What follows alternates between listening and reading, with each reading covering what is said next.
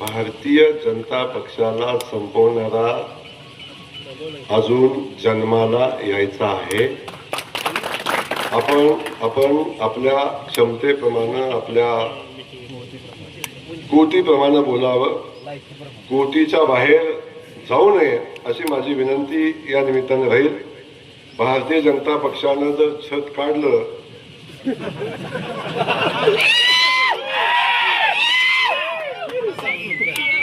भारतीय जनता पक्षानं जर छत काढलं तर काय होईल? बाकी कुणाच्याही नादी लागा, देवाभाऊच्या नादी लागू। कधी कधी अनेकांना यश पचवता आलं पाहिजे।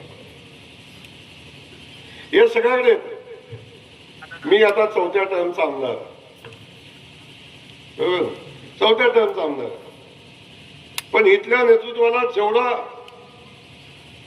मी बघितलं, आता मी अनुभव घेतोय, विश्वासाचा पत्ताच नाही।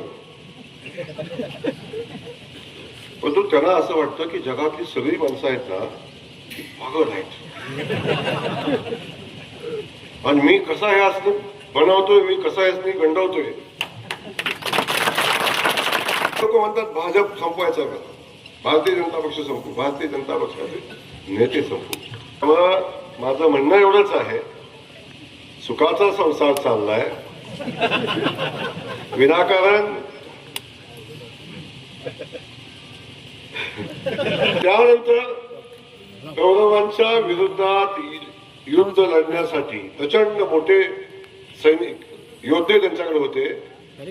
त्यांच्या विरोधात युद्ध लढण्यासाठी भगवान श्रीकृष्णानं कुठल्या योद्ध्याच्या विरोधात कुठला योद्धा युद्ध करू शकतो याचा अभ्यास केला।